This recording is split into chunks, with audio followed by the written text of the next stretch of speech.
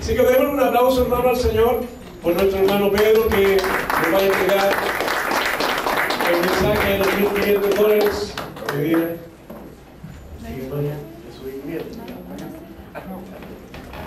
Gloria a Dios. Amén.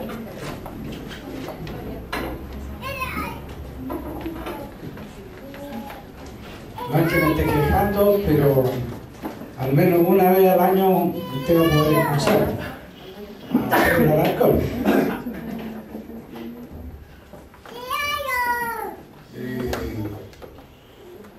Bueno, estamos para servir, ¿no es cierto? Amén. No estamos aquí para el público, para los aplausos. Nuestra labor es servir primeramente al Señor y siempre nos da esta honra, este honor de poder compartir la palabra.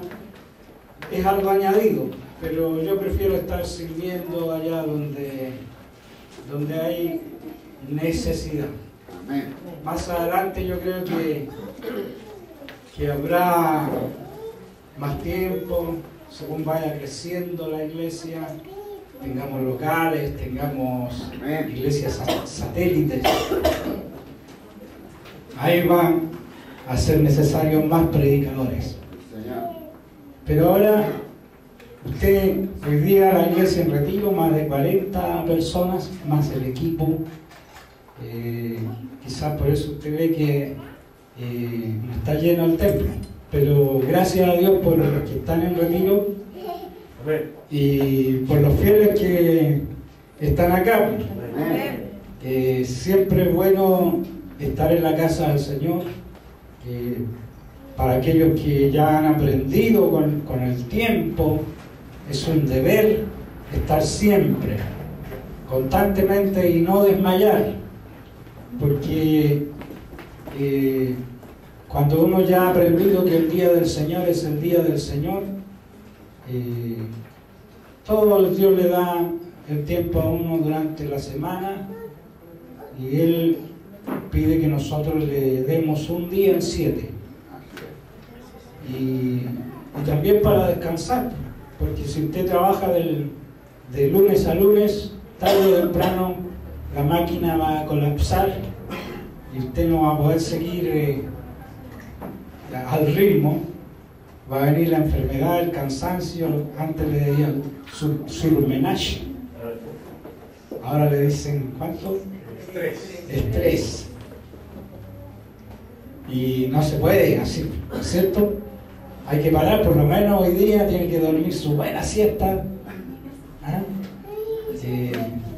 con pantufla ahí si quiere estar en su casa, en el sillón, aunque a veces las mujeres siguen trabajando todavía. Trabajan a veces afuera y dentro de la casa también. Yo lo digo por mi esposa, que yo la honro a ella porque es una mujer que es trabajadora y también trabajadora en la obra. Eso es importante, no solamente trabajar en nuestra casa. Yo sé que hay que dar testimonio en nuestra casa, pero también no dejar la obra botada, sino también servir dentro de la obra del Señor. Y eso tiene una bendición. ¿Sabe cuál es la bendición? Que uno no gasta tanta plata en médicos, no tiene que andar con los hijos corriendo, llevándolos a urgencia, a operaciones y cosas así, porque cuando uno sirve al Señor de corazón, el Señor se encarga de nosotros. Y muchos sacan malas cuentas porque piensan que sirviendo poquito al Señor van a estar mejor y va a haber más dinero y todo. De repente viene doña enfermedad y le saca 5 o 6 millones de pesos a aquellos que no han entendido que cuando uno honra a Dios en un día en 7 y sirve al Señor durante ese día, Dios también se preocupa de nosotros. Hoy día la palabra es muy ad hoc. Hoy día vamos a hablar de un pasaje oscuro en la Escritura. Ese pasaje que usted ha leído y no lo ha entendido. Bueno, tenemos aquí un maestro de la palabra, a Juan Carlos. Ojalá no agache la cabeza a Juan Carlos con las herejías que yo voy a decir. Herejía es algo que se consideraba en los tiempos de la iglesia primitiva como algo no de acuerdo a la sana doctrina, no de acuerdo al Evangelio de Cristo. A ver, después le dieron una connotación más terrible a esa palabra, porque cuando la iglesia católica creció en poder político, a los herejes los echaban a la hoguera. O los perseguían y tenían que venirse para América Latina algunos. Otros cambiarse de religión siendo judíos, aceptar el catolicismo a la fuerza. Bueno, si hay alguna herejía ustedes me perdonarán, pero es en torno a un pasaje oscuro. Vamos a buscar aquí en el libro de Éxodo, en el capítulo 4, el verso 18 en adelante. Puede buscarlo en su celular, o puede buscarlo en su Biblia en letra grande para los hermanos que ya tienen problemas con los catalejos. Yo al menos puedo leer bien, ¿no? Sin anteojos, y los anteojos son para ver un poco más lejos. Para verle la cara que usted pone cuando yo empiezo a predicar acá cosas que a veces incomodan. Dice así se fue Moisés, y volviendo a su suegro Jetro, le dijo: iré ahora y volveré a mis hermanos que están en Egipto para ver si aún viven. Y Jetro dijo a Moisés: ve en paz. Y dijo también Jehová a Moisés en Madián: ve y vuélvete a Egipto, porque han muerto todos los que procuraban tu muerte. Entonces Moisés tomó su mujer y sus hijos y los puso sobre un asno y volvió a la tierra de Egipto. Tomó también Moisés la vara de Dios en su mano. Y dijo Jehová a Moisés: cuando hayas vuelto a Egipto, mira que hagas delante de Faraón todas las maravillas que he puesto en tu mano. Pero yo endureceré su corazón, de modo que no dejará ir al pueblo. Y dirás a Faraón: Jehová ha dicho así: Israel es mi hijo, mi primogénito. Ya te he dicho que dejes ir a mi hijo, para que me sirva, mas no has querido dejarlo ir. He aquí yo voy a matar a tu hijo, tu primogénito.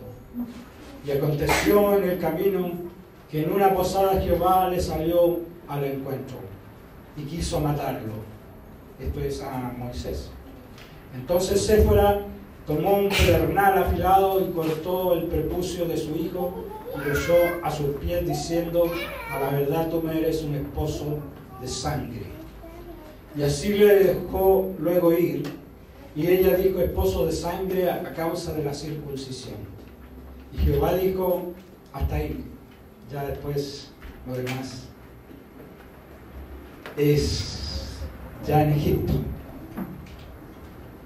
Padre nuestro, te pido tu gracia, la sabiduría, tu entendimiento, Padre. Permíteme poder enseñar tu palabra, predicar tu palabra conforme a tu corazón, conforme a tu sabiduría, Señor, conforme a tu Espíritu Santo, Padre.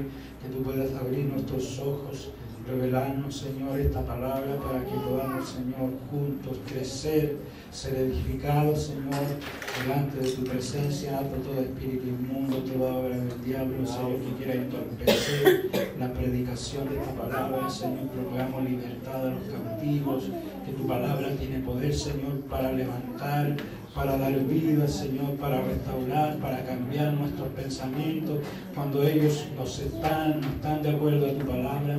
Bendícenos, Señor. Bendice este tiempo. Bendice a los fieles que hoy día, Señor, han querido dejar sus hogares confortables, Señor, sus camitas, Señor, calentitas, y venir acá a tu casa, Señor, para adorar, para bendecir tu nombre. Bendíceles, Padre. Añade a ellos, Señor, de tu gracia, de tu bendición. Si alguien viene con un problema, con una dificultad, Señor, con un dolor en su corazón, tú puedas poner paz, Señor, puedas poner tu gracia, y a través de tu palabra, el bálsamo, Señor, de tu Espíritu pueda obrar en cada uno de nosotros, Señor. Proclamo tu reino, proclamo apertura de la cárcel, Señor. Proclamo, Señor, liberación, proclamo bendición en este lugar. Proclamo, Señor, desatar los dones del Espíritu, los talentos del Espíritu, Señor. Proclamo, Señor, que tu palabra sea viva y eficaz, Señor, cortante como espada de dos filos, Señor. Bendícenos, Padre, te lo pedimos en el nombre de Jesús. Amén. Y amén. Este pasaje es un pasaje que contiene cosas contradictorias. Pero a veces Dios se manifiesta en las contradicciones. Incluso Dios es soberano sobre todas las cosas. Nosotros encasillamos a Dios. Dios tiene un sistema, un método y nosotros creemos que siempre va a actuar de esa manera, pero a veces Dios rompe las reglas, Dios rompe las formas, porque Él es soberano. Soberano quiere decir que Él es Dios y tiene derecho de decidir lo que quiera y lo que se le ocurra, porque es Dios, Él es Señor. Él es dueño de todas las cosas. Él nos creó, Él nos hizo. Él tiene autoridad para decidir sobre nosotros, aún sobre la vida y sobre la muerte de todos los seres humanos. Amén. Aunque hoy día muchos tratan de ser mejores que Dios, tratan de ser más buenos que Dios, incluso tratan de perdonar los pecados que Dios condena y los considera execrables o abominables. Muchos tratan de ser mejores que Dios y Dios no se presta para esas cosas. Y al final pueden criticarnos, pueden decirme que el Dios del Antiguo Testamento es un Dios cruel, es un Dios que manda a destruir ciudades y pueblos, un Dios genocida, un Dios homicida. No me interesa lo que digan ellos. Al final ellos van a tener que ir a dar cuenta delante de ese Dios. Ellos no pueden constituirse en jueces de Dios. Dios es soberano, Dios es rey, Dios es dueño de todas las cosas y su sabiduría es infinita. Amén. Aún los necios de Dios, como decía el mensaje pasado, es más sabio que todos los hombres, que toda la humanidad con toda su sabiduría. Y es por eso que yo no me considero defensor de Dios. Dios se defiende solo. Dios no necesita que sujeten el arca cuando ésta va a caer.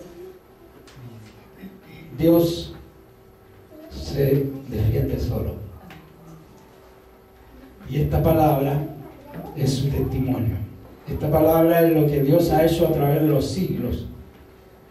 Y ha quedado plasmada para nosotros. Hay muchos que ya están discutiendo esta palabra. Me he encontrado en internet con casos realmente espeluznante. Incluso los evangelios los están impugnando gente que se dice cristiana. La apostasía viene, mi hermano. El jueves el Señor nos habló algo en profecía, que hay apostasía que está llegando ya a esta tierra, y especialmente los jóvenes, los niños. Ojalá ellos entiendan que esta es palabra de Dios. Que nadie le vaya a meter el cuento de que no, si esos fueron unos hombres que escribieron y que hablaron cosas que ellos inventaron. ¿Cómo va a poder caminar sobre las aguas Jesús? ¿Cómo va a poder sanar a los leprosos? No, esos dicen. Y le meten el mito. Y hay una teología que salió en Alemania de la desmitologización de las escrituras, y gente carnal que ha tratado de sacarle todos los milagros, todo aquello sobrenatural a la Biblia. Bueno, esta es una introducción porque aquí encontramos una situación en donde aparentemente es como que este pasaje fue insertado en es como que de repente la cosa va para allá y de repente va para el otro lado. los estudiosos dicen que fue un insecto, pero no se sabe cómo sucedió esto. Lo importante es que vamos a recapitular un poco el llamamiento de Moisés. El capítulo 3 y capítulo 4 está el llamamiento de Moisés. Si hay alguien que yo encuentro que es un ser porfiado, es Moisés. Pero porfiado. Porque Dios le dice algo, le dice que va a hacer maravilla, y él dice, no, pero aquí, pero allá. Y Dios después le dice otra cosa, y él otra excusa. Dios le dice otra cosa, otra excusa. Si usted lee en todo el pasaje, es que Dios le está hablando a Moisés y él aún así no cree ni está entendiendo el llamado que Dios le está haciendo hasta el capítulo, el versículo 14 del capítulo 4. Ahí ya estas negativas de Moisés hacen que Jehová se enoje contra Moisés. El 4:14 dice: entonces Jehová se enojó contra Moisés. Dice más, pero se enojó por todas las excusas que le ponía una tras otra. Y sabemos que Dios es un Dios paciente. Dice que es paciente para con todo, que deja pasar el pecado de los padres, de los hijos, de tercera y cuarta generación, y a veces se ve que Dios no actúa. Nosotros decimos, manda fuego que consuma, y el Señor no manda fuego. Es un Dios paciente, pero aquí Moisés lo sacó de sus casillas a Dios. Nosotros podemos hacer enojar a Dios. Hay una cosa que a Dios, que va contra el ADN de Dios, y es la incredulidad. Cuando nosotros somos incrédulos, y cuando una persona es incrédula, yo creo que la incredulidad es un pecado imperdonable hasta que dejamos de ser incrédulos, porque ningún incrédulo va a entrar al reino de los cielos. La fe es vital, y Moisés estaba en este estado catatónico espiritual, porque después de creer en un Dios, de creer en Jehová, de creer que Él iba a ser libertador del pueblo de Israel, y Él en un momento de ira, ¿ustedes han visto la película Arma Mortal? La 1, la 2. Moisés, sus manos eran armas letales,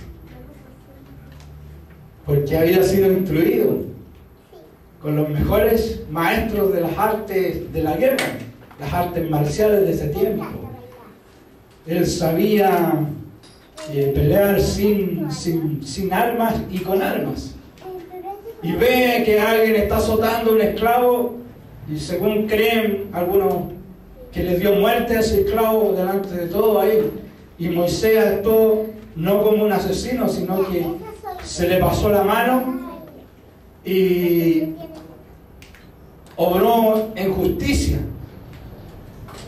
Ejerció justicia, aunque muchos dicen que fue homicida, pero yo, para mí entender, él actuó en base a una justicia divina. Se le pasó la mano porque Dios quiso que se le pasara la mano. ¿Y sabe por qué? Porque él todavía no estaba listo. Tenía que ir ese proceso de 40 años al desierto y huir de todas las riquezas, de todas las cosas que él tenía. Pero aparte de eso hay una intencionalidad de Moisés. Moisés, al matar al egipcio, pensó que detrás de él se iba a levantar todo el pueblo y lo iba a seguir, y iba a haber un levantamiento, una liberación, y iban a tomar armas y lo iban a seguir. Y de repente mira para marchar Moisés y no hay nadie. Era como este personaje chino que se paró delante de los tanques, no había detrás nadie, y todos los tanques se pararon, pero estaba solo.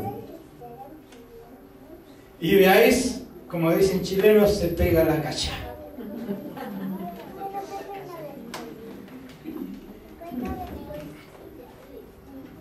Y ahí, como dicen buen chileno, apretó.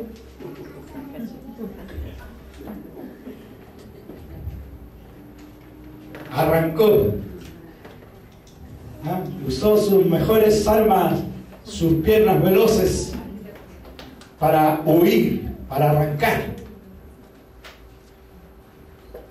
¿Usted ha huido alguna vez? Yo sé que aquí hay unos que eran expertos en huir. Cuando arrancaban de la mamá. Yo tenía un hermano que era experto en huir. Saltaba cercos como nada. Esperaba que se le pasara el enojo a mi mamá. En unas 4 horas se asomaba, empezaba a asomarse. Hasta que llegaba y ya no pasaba nada. Experto en huir. Mi papá cuenta que mi abuela era lo primero que pillaba, tenía una portería pero perfecta. En ese tiempo era así. Hoy día lo demandan a los papás por eso. Pero ahí Moisés hace su primera escapada. Y yo creo que ahí él sufrió un trauma, sufrió un shock. En el sentido de que cuando uno deja, si uno es pobre, que le quite la casa y se vaya a vivir a una pieza por ahí, no le afecta mucho, pero si es de Grupo Penta o de Soquimich por ahí, y queda en la ruina y después tiene que ir a vivir a un barrio marginal, ahí la cuestión es complicada, ¿no es cierto? Porque a Moisés le hacían la cama, le servían la comida, lo ayudaban a vestirse los esclavos, se le cabía algo, habían 3 guardaespaldas ahí de 2 metros que recogían al tiro, era un príncipe. Y él deja toda, incluso hay un pasaje de la Escritura en el Nuevo Testamento que no miró, sino que dejó todo eso atrás. Y se fue por 40 años a cuidar ovejas, a andar pasado a ovejas, a andar tirándole de piedra. Mientras se estaba en el desierto, ponían unos tarritos de latas de conserva y empezaba y les tiraba y ahí practicaba mientras cuidaba a la oveja.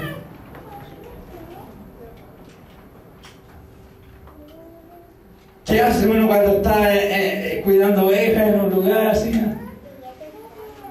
Empieza a mirar, a hacer cosas, a vivir la vida de otra forma.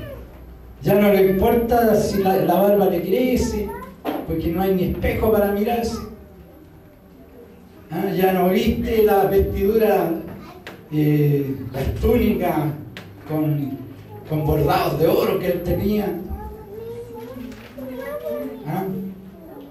Y la Séfora le hacía el morral en la mañana, le echaba el buen pan ahí, el roquín, como le dicen los chilenos. Si hay alguien aquí, le vamos a enseñar palabras, especialmente para los que van a venir a la Copa América. Roquín es el pan y algo para comer que uno va a usar. Antes no, yo recuerdo que me tocó, que eran unas ollitas de aluminio, que iba una encima de otra, yo iba y llevaba ahí mi colación cuando iba a trabajar ahí. Y después parábamos y ahí buscábamos la forma de calentar esas ollitas. ¿Se acuerda de esa ollita de aluminio? ¿La usó? Para que usted se acuerde de donde Dios le sacó.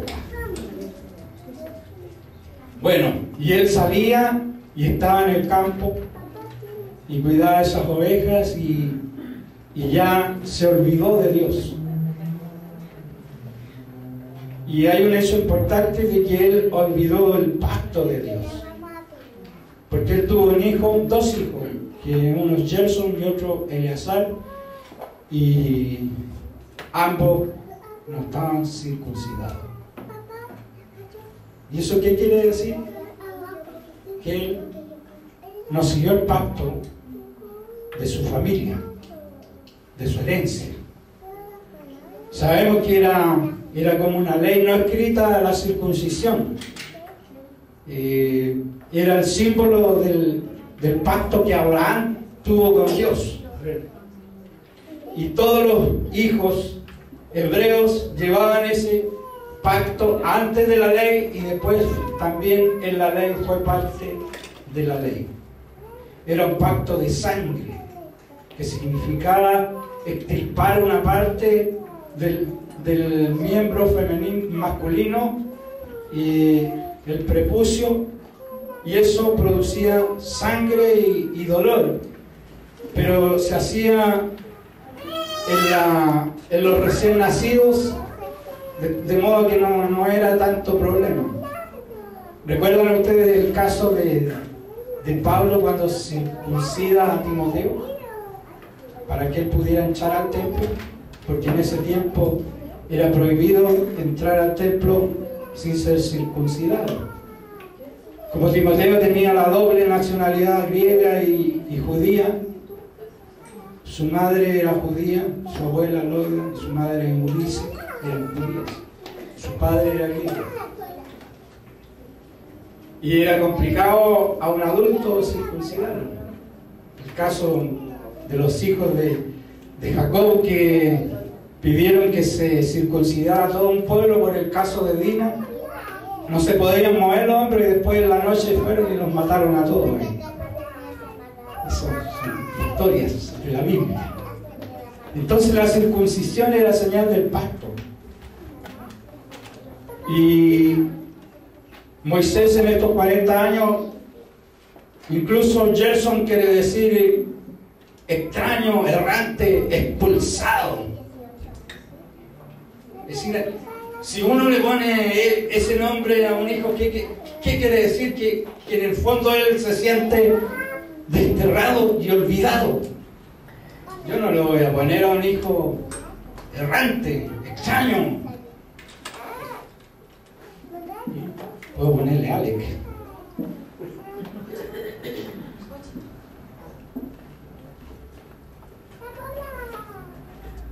Siempre uno, cuando le pone el nombre a un hijo, busca un significado. Y a veces hasta hay simposios donde toda la familia emite opinión y todo. Oye, ponele el nombre de tu abuelito. Yo tengo un primo que se llamaba así, Arturo Vicente Eleodoro. Para dejarlos contentos a todos, le pusieron 3 nombres. Entonces, al ponerle este nombre, él incluso no circuncidarlo. Moisés en estos 40 años posteriores a ese suceso de la muerte del egipcio, se olvidó, en cierto modo, de Dios. Se olvidó de su pacto con Dios. Y se olvidó de inculcarle a sus hijos la verdad de Jehová Dios.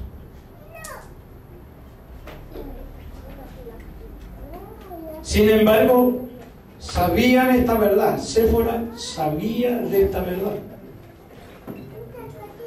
Entonces encontramos ahí, después que Dios se enoja, Moisés decide obedecer, pero ¿ustedes saben lo que es la recaída? Yo creo que Moisés tiene una nueva recaída de incredulidad. Es como cuando nosotros estamos en la gloria de Dios, Dios nos habla, nos profetiza, viene un profeta se llena aquí, lloramos, Dios nos toca y Dios nos habla cosas grandes, creemos, pero pasada la semana se nos olvida todo. y volvemos a un estado a lo mejor peor que antes. Porque Satanás como que no te molesta el primer día. A lo mejor te deja pasar un mes. Cuando ya tú empiezas a bajar las manos, empiezas a bajar la guardia, viene y te da el hachazo. Y yo creo que Moisés experimenta porque según se cree que Moisés se enfermó en esa posada donde estaba. Y experimenta una depresión. Primero, la contradicción de enfrentarse al mundo que él no quería. A ese mundo que a él le había despreciado, que lo había dejado errante, que lo había dejado totalmente traumatizado. Pues dígame si no es traumatizante irse y estar en las soledades y andar 40 años ahí después de ser un príncipe, una persona que hablaba 4 o 5 idiomas, una persona que era atendido por sirvientes, que todo lo que quería lo tenía. En la televisión aparecen a veces casos de personas. Ahí mostraron el caso de uno que era del barrio alto, creo que hasta tenía título, viviendo en una choza por ahí, y dueños de terrenos, sus hijos no querían saber nada de él, y ahí como un pordiosero. Y muchos a lo mejor les gustaría tener esa alcurnia que él tenía, pero para él no valía nada. No sé si lo vieron con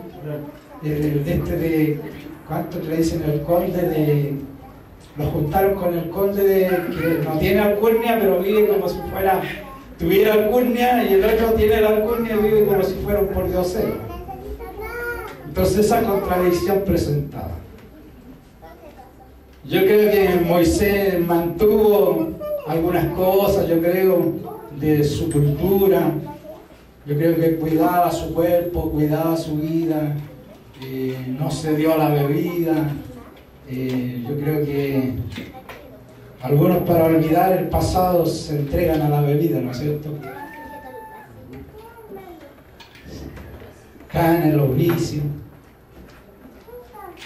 Yo creo que él mantuvo esa inteligencia que siempre tuvo, pero se constituyó en un extraño, una persona, yo creo, hasta cierto punto apática. Hasta cierto punto, si el gato molestaba mucho, le pegó una patada al gato. Se amargó en su espíritu, o sea, perdió esa brillantez. Y después Dios lo llama para volver a Egipto, volver a eso que ya él no quería para su vida. Yo creo que ahí viene la recaída, y cuando viene esta recaída, Dios le sale al camino, porque no dice que fue Satanás, sino fue Jehová. Aunque dicen que quería matar a Gerson, pero yo creo que era algo más, era Moisés, según mi entender. Entonces, Séfora circuncida con un pedernal, un cuchillo de piedra afiloso, y tira a los pies de Moisés ese prepucio, y así hay un cambio en la escena. Ya no hay muerte para Moisés, no hay muerte para su hijo, no hay muerte para esa familia. Y aquí se produce otra contradicción. Moisés se va a Egipto, pero se va solo.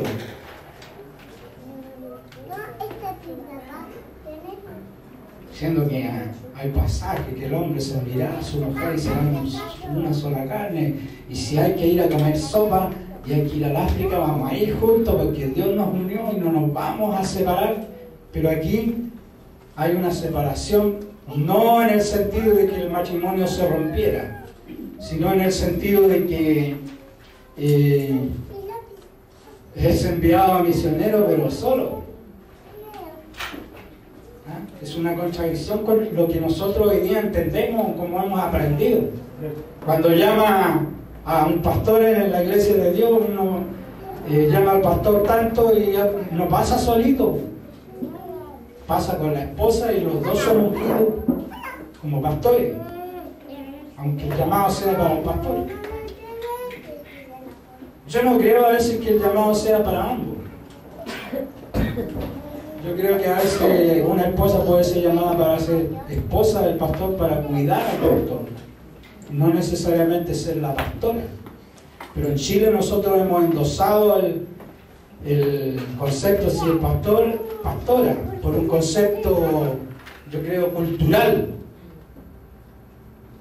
Aunque siempre cuenta que no hay ungidas pastoras ahí, solamente diaconisas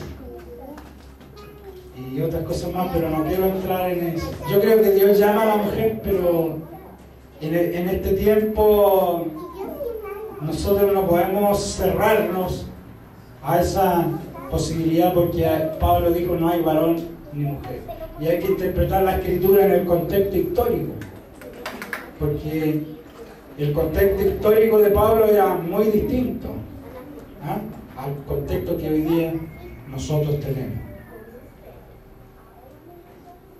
Entonces vamos, que el matrimonio tiene que separarse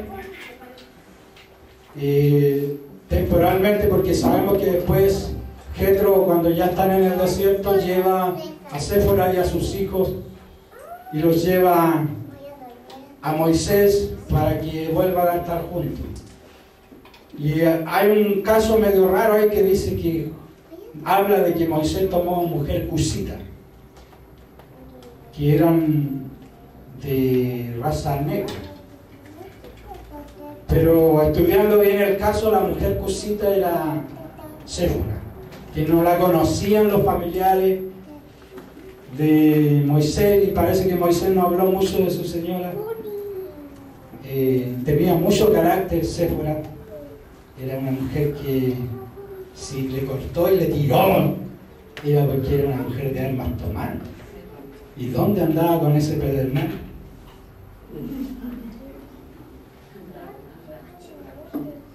Y hay un pasaje que habla de las tiendas de Cusán y de Madián, es decir, asocia Cusán y Madián. Entonces era de Madián Séfora, y la mujer cusita era Séfora, que no la aceptaban porque no era del pueblo de Israel. Ese concepto de etnia que siempre estaba en el pueblo judío. Hay misiones que el hombre tiene que hacer solo. Era muy peligroso llevar a su familia allá, a todo lo que iban a pasar, todas las circunstancias que vivieron eran circunstancias peligrosas, y en la ley de Chile dice que la mujer tiene que acompañar a su marido excepto si hay peligro de la vida. Yo me acuerdo bien cuando me casé, me leyeron ese artículo ahí. Entonces, si peligra la vida, Séfora tuvo que quedarse, se devolvió con su padre, con sus hijos, y Moisés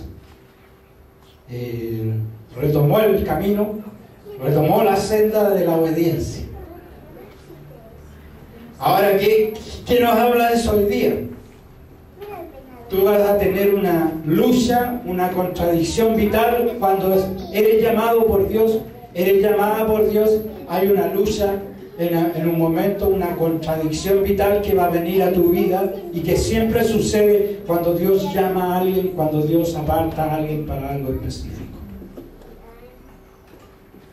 Yo veo con tristeza a muchos cristianos que se quedan derrotados en la contradicción vital. Y no pasan, y no pasan, y no pasan. Y no son bendecidos, no son bendecidos, no son bendecidos. Yo veo que hay personas que Bueno, la palabra habla que una palabra cayó en el camino y vinieron las aves del cielo y se comieron la semilla, porque la semilla no había fructificado, no había echado raíces. Por lo tanto, vinieron las aves y se la comieron. Hay personas que reciben la palabra con gozo, con alegría, el llamamiento de Dios. Reciben la bendición de Dios con alegría, pero pasado el tiempo viene ese fantasma, esa contradicción, y quedan totalmente anulados y no avanzan en la obra del Señor. Por ejemplo, es muy típico que cuando alguien se convierte al Señor, la familia se le va encima. Especialmente si son católicos, y son católicos de esos acérrimos. Lo que dicen, mi hijo se convirtió en canuto, y empieza la persecución de toda la familia en contra de esa persona. Y ahí viene la contradicción vital. Estaba mejor antes de conocer al Señor, mejor no sirvo al Señor, me devuelvo. Moisés tuvo una tremenda manifestación de Dios.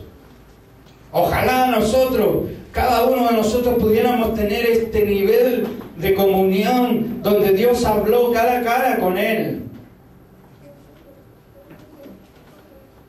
Pero después vino la duda, vino esa contradicción vital, como que Dios te llama y ahora te quiere destruir.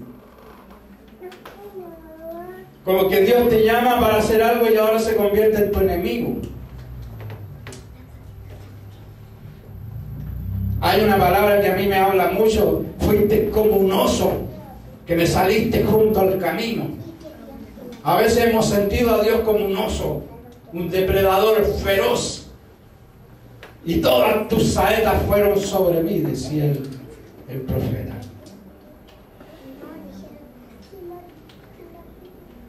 Yo veo a personas que tienen un llamado de Dios. Dios les ha hablado, Dios les ha llamado, Dios les ha dicho cosas grandes para su vida, pero están detenidos ahí en la posada de Moisés. Y no dan el paso de renunciar a lo que haya que renunciar para cumplir la misión de Dios. Porque hay renuncias que son eternas y hay renuncias que son temporales.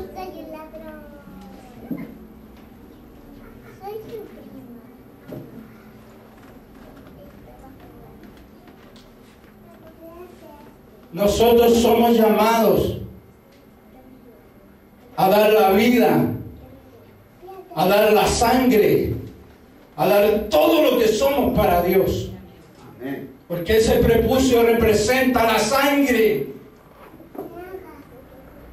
Hoy día le hemos quitado el sacrificio al Evangelio. Hemos hecho un Evangelio light, un Evangelio de las ofertas. Y la palabra nos habla que nosotros debemos dar un sacrificio vivo, santo y agradable a Dios, que es nuestro culto racional. Le hemos quitado el esfuerzo, le hemos quitado ese componente de ir, no importa si tenga que morir en esta misión que Dios me envía, a un pueblo que no me va a escuchar, a un faraón que no va a oír y que va a endurecer el corazón. Cada vez que Dios haga algo por medio de mí, faraón va a endurecer su corazón.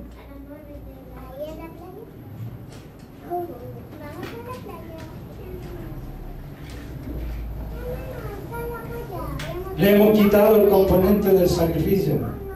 Saben, hay personas que hoy día no vinieron a este culto porque tenían frío, que prefirieron quedarse en su camino.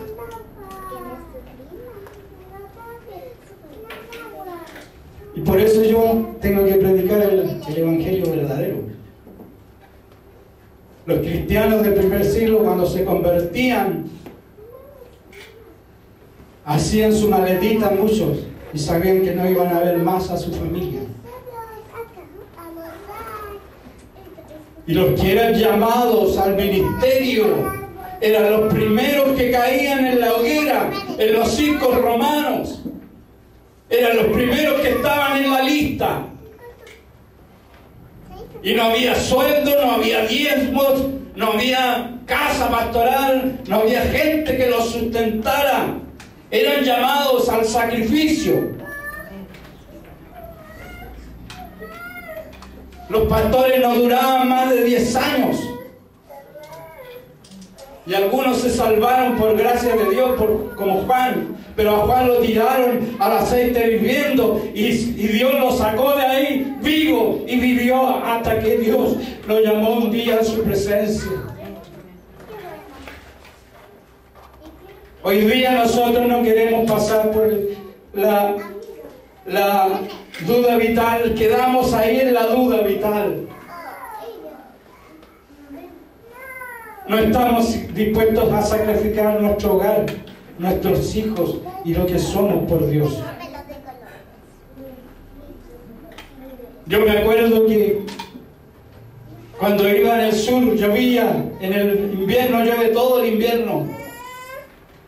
El día jueves le poníamos un nylon al coche de nuestro hijo y nosotros con paraguas caminando en una lluvia torrencial a la obra del Señor, a la iglesia. Hoy día los hijos los cuidan más que botón de oro. Que se va a resfriar, que esto otro. Mis hijos nunca fueron operados.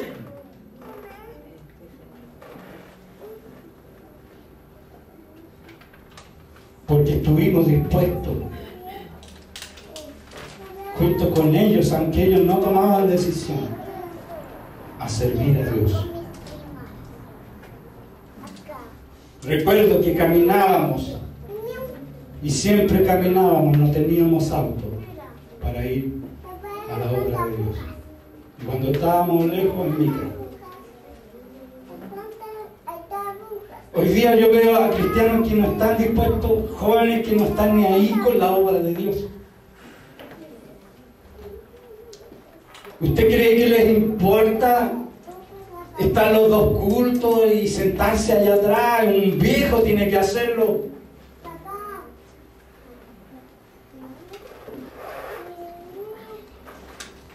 Tenemos que despertar, tiene que haber una circuncisión. Tiene que haber un derramamiento de sangre dentro de nuestro interior para amar a Dios, para obedecer a Dios. Sin sacrificio, sin sangre, no somos verdaderos hijos de Dios. Los cristianos del primer siglo, si fueran transportados uno a este tiempo, sentiría vergüenza de todos nosotros.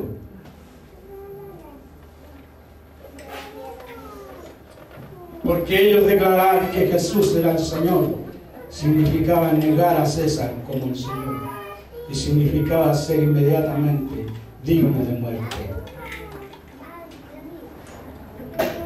La iglesia se construyó con sangre de mártires. Hoy día los están matando allá en el Medio Oriente y hemos visto con vergüenza cómo le han cortado la cabeza. Y yo vi un video en donde le daban vuelta a la cabeza hasta que la arrancaron.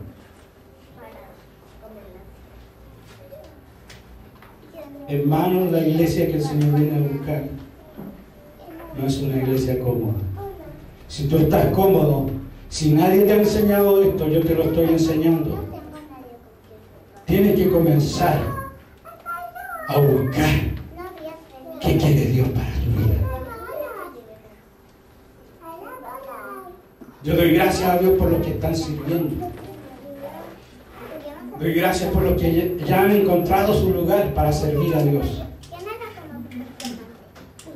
Me alegra las hermanas que trabajan en la escuela dominical. Ellas se sacrifican y están arriba, mientras nosotros estamos sentados escuchando la palabra del Señor. Hay desafío. El comedor infantil está ahí en el corazón. Tenemos que empezar a trabajar los que tienen el llamado. Los que quieren predicar, salir y hacer discípulos, tienen que empezar a mover recursos, a juntar plata para salir. Pero cristianos así que vienen y se sientan, eso no eran los que habían en el primer siglo. Y yo te quiero decir que la iglesia que el Señor viene a buscar es esa iglesia del primer siglo, pero que se replica a través de todo el tiempo. Y que la raíz de esa iglesia es la verdadera conversión y entrega al Señor. Padre nuestro, te doy gracias por este tiempo que nos ha dado. Te doy gracias, Padre, por el desafío que trae tu palabra para nosotros. Por este tiempo que somos llamados, Señor, a desarrollar, Señor, tu obra, porque tu obra, Señor, la tienen que realizar seres como nosotros, Señor, imperfectos, seres necesitados muchas veces. Pero, Padre, cuando vamos tomando la decisión cada día de servirte, de honrarte, estamos haciendo iglesia. Estamos siendo iglesia como la iglesia ha permitido.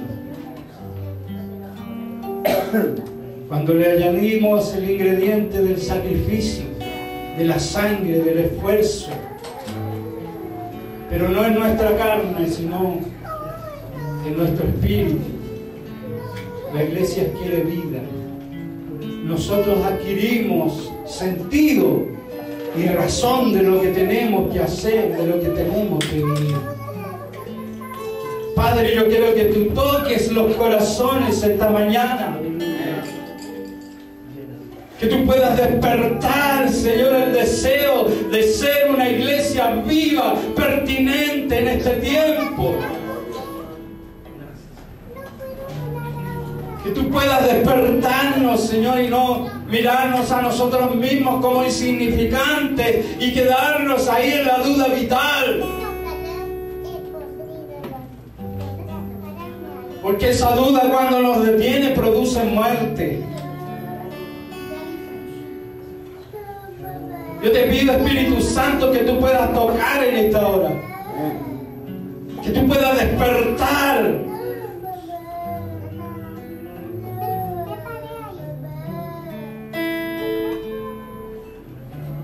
Oh, Señor, te alabamos, Señor.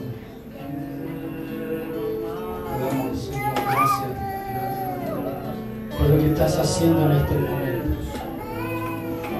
Te doy gracias, Señor, por todo lo que está cayendo en estos momentos. En el mundo del Espíritu.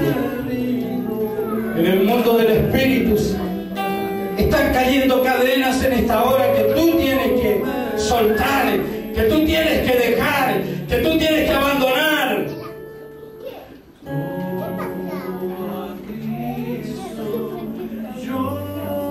Yo te pido que levantes tus manos. Si puedes hacerlo, si no tienes impedimento, levanta tus manos en esta hora y entrégate al Señor. Entrégate al Señor.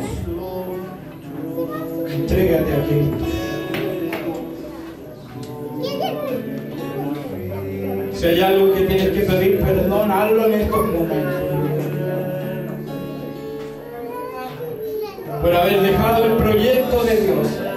Por haber olvidado el proyecto de Dios, el proyecto que Dios tiene para tu vida, por haber mirado los obstáculos más que al Dios invisible, más que al Dios todopoderoso, más que al Dios que todo lo puede. Yo me rindo al Señor. Hay un propósito para ti.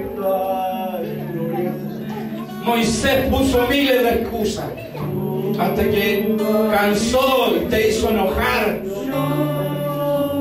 pero obedeció, y cuando obedeció tú lo usaste tremendamente, Señor. ¿A cuántos quieres usar hoy día, Señor? ¿A cuántos quieres usar para abrir el mar, para hacer caer el maná en esta sociedad muerta de hambre, muerta de de necesidad de la palabra de Dios. ¿A cuánto quieres usar para abrir manantiales en el desierto? Dios no mira tu edad. Dios no mira las dificultades que tienes. Dios te quiere usar tal cual eres. Él no ha perdido la fe en ti. Él no ha dejado de creer en ti, de confiar en ti. Ese proyecto que está en tu corazón, Él lo tiene presente y avanza, avanza. No te detengas en la duda vital, no te detengas ante los obstáculos. Dios dará hombres por ti, Dios dará naciones por ti.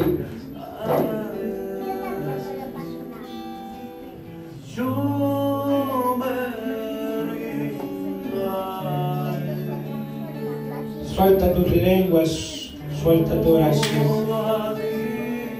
No mires la hora. En este momento el Señor está impartiendo una gracia.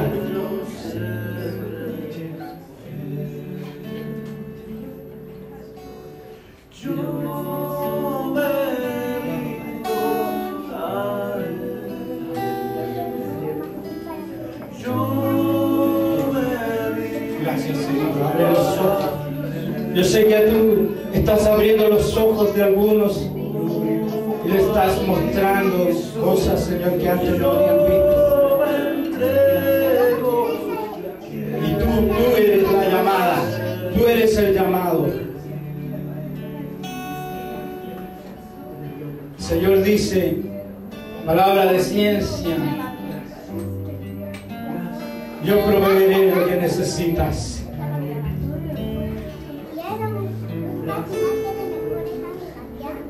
Yo proveeré lo que necesitas, dice el Señor.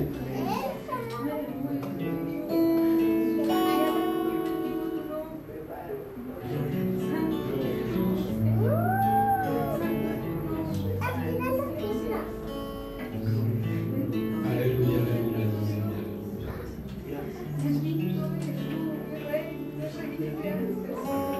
Dios te reina para ti.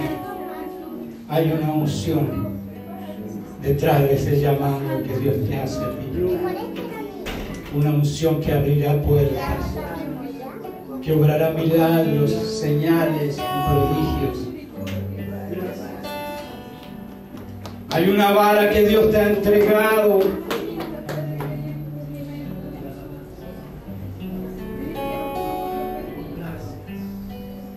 Con esa vara abrirás el mar.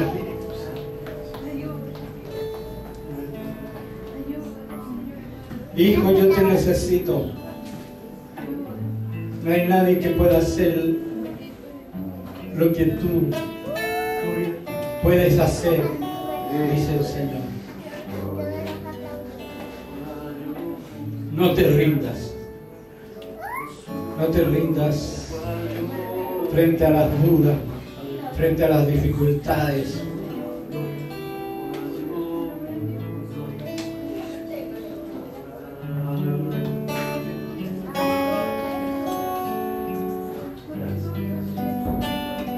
Yo abro tu pecho y siembro semillas de bendición, dice el Señor, sobre ti.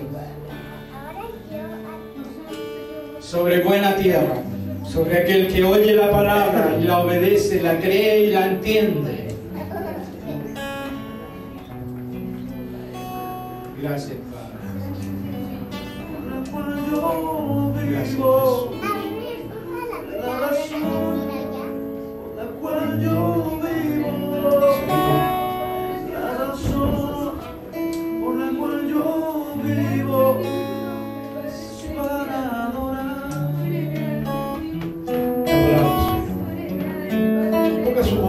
Hermano, vamos a orar al Señor, vamos a darle gracias. Te damos gracias, Señor, por esta palabra, Jesús. Bendecimos tu nombre, gracias. Gracias, Señor, porque tú hablas a nuestras vidas. que tu palabra es nuestro alimento. Gracias, Señor, por este mensaje precioso, maravilloso, que yo sé que ha caído en buenas tierras. Te adoramos y te damos gracias, Señor, por esta palabra que tú has traído a nuestras vidas. Gracias, Señor, por bendición. Yo te amo, Jesús. Vamos a